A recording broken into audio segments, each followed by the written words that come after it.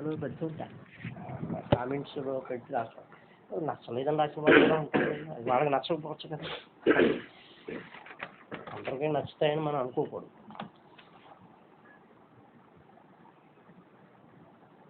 Vowels అచ్చులు. ఇది ఇందాక చెప్పాను ఆల్రెడీ. ప్రొఫెసర్ స్వీట్ అన్నటువంటి ఆయన ఒక చక్కటి నిర్వచనాన్ని ఇచ్చినట్టుగా మనకి పిట్మెన్ గారు తెలియజేశారు. ఏమంటాడంటే ఆయన, it is an audible friction, లోపల నుంచి వచ్చేటువంటి గాలి యొక్క స్వరూపం ఓవెలు అని ఆయన తెలియజేశాడు. అది ఊరికే జస్ట్ ఏంటంటే మనకి ఓవెల్ అంటే ఏమిటి అనే సదభిప్రాయం కలగడానికి మాత్రమే ఆయన కోట్ చేశాడు, కానీ దానివల్ల మనకు పెద్ద ప్రయోజనం కానీ ఉపయోగం కానీ ఏమీ లేదు. ఏమండి, ఇకపోతే నెక్స్ట్ అయితే ఇది ఎప్పుడు అవసరం అవుతుందంటే ఎగ్జామినేషన్ సెకండ్ వెళ్ళేటప్పుడు సెకండ్ పేపర్లో అడుగుతాడు వాట్ ఈజ్ అన్ ఓవెల్ అని అడిగేటువంటి అవకాశం అక్కడ ఉంది. అదర్వైజ్ మిగిలిన టైంలో పెద్ద మనకి ఏమీ ఉపయోగం ఏం లేదు. ఇకపోతే ఇంగ్లీష్ భాషలో మనకి ఎన్ని అచ్చులు ఉన్నాయనేటువంటిది మీకు తెలుసు. ఏఈఐఓయులు అనేటువంటివి ఉన్నాయి, 5 అచ్చులు ఉన్నాయి. వీటిని 12 ఓవెల్ సౌండ్స్ కింద మార్చాడు మన పిట్మెన్ రైటర్ గారు. 12 ఓవెల్ సౌండ్స్. ఇక్కడ మనం గమనించాల్సినటువంటి అవసరం, సౌండ్ అనేటువంటి పదాన్ని మనం గుర్తుపెట్టుకోవాల్సిన అవసరం ఉన్నట్టుగా గతంలో కూడా తెలియజేశాం. 12 ఓవెల్ సౌండ్స్ కింద మార్చాడు. ఇవి అక్షరాలు కాదు, ధ్వనులు మాత్రమే. ఏమండి, అక్షర రూపానికి ధ్వనికి సంబంధం ఉండాలనేటువంటి నియమం లేదు. అక్షరం వేరుగా ఉండొచ్చు, ధ్వని వేరుగా ఉండొచ్చు. అది ఇక్కడ మనం గమనించాల్సినటువంటి అంశం. ఈ 12 ఓవెల్ సౌండ్స్ని 2 రకాలుగా విభజించారండి. ఆ 2 రకాల్లో ఏమిటంటే మొట్టమొదటి దాన్ని లాంగ్ ఓవెల్స్ అంటారు, రెండో దాన్ని షార్ట్ ఓవెల్స్ అని పిలుస్తారు. లాంగ్ ఓవెల్స్ అంటే దీర్ఘంగా పలికేవి అని అర్థం, షార్ట్ ఓవెల్స్ అంటే హ్రస్వంగా పలికేవి అని, పొట్టిగా పలికేవి అని అర్థం. ఏమి ఈ 12 ఓవెల్ సౌండ్స్ని 2 భాగాలుగా విభజించారు. ఒకటి లాంగ్ ఓవెల్స్, రెండోది షార్ట్ ఓవెల్స్. ఇప్పుడు మొట్టమొదటిగా మనం ఈ లాంగ్ ఓవెల్స్ ఏమిటి అనేటువంటివి పరిశీలిద్దామండి. లాంగ్ ఓవెల్స్ ఏమిటి అనేటువంటి పరిశీలించినట్లయితే ఆ ధ్వనులు ఏమిటి అనేటువంటి సౌండ్స్, లాంగ్ ఓవెల్ సౌండ్స్ ఏమిటి అని కనుక మనం పరిశీలించినట్లయితే మొట్టమొదటి ఓవెల్ సౌండ్ ఏ, మొట్టమొదటి ఓవెల్ ధ్వని ఏ. అంటే ఇప్పుడు మేక మే నడిచిందనుకోండి, ఆ మేలో మకారాన్ని తీసేస్తే ఏం మిగిలిందో అది ఏ అని పలుకుతారు. రెండో ఓవెల్ సౌండ్ ఏ. మూడో ఓవెల్ సౌండ్ అక్షరం ఇది రాయి. మూడో ఓవెల్ సౌండ్ ఈ. నాలుగో ఓవెల్ సౌండ్ ఆ. ఐదో ఓవెల్ సౌండ్ ఓ.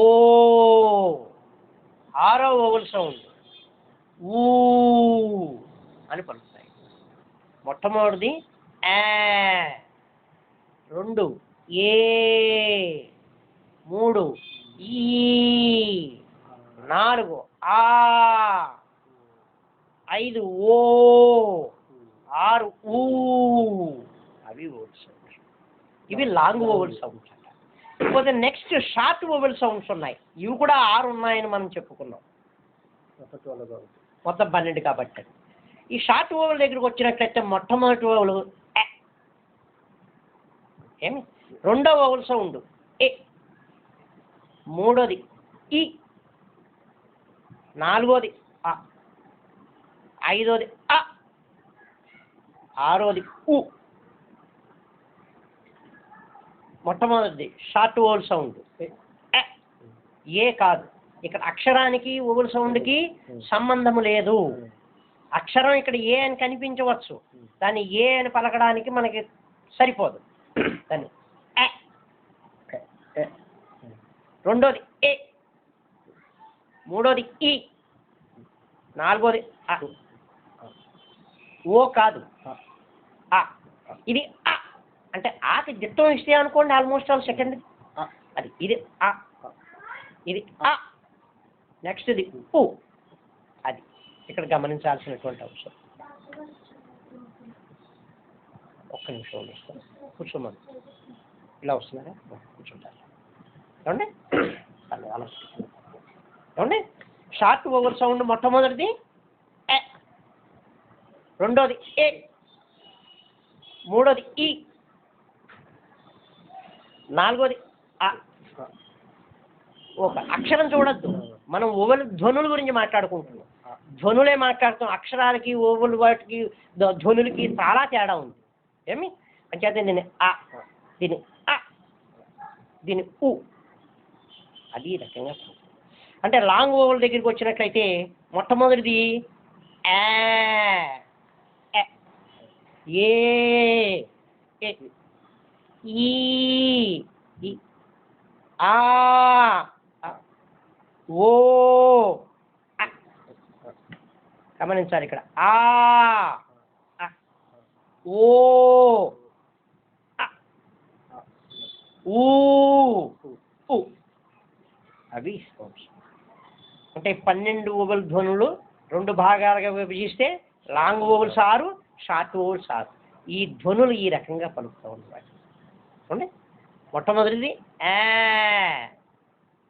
మేలో మాకారం తీసేయండి, ఇంకేం మిగిలితే అది ఆ, ఎ, ఏ, ఎ, ఈ, ఇ, ఆ, అ, ఓ, అ, ఊ, ఉ.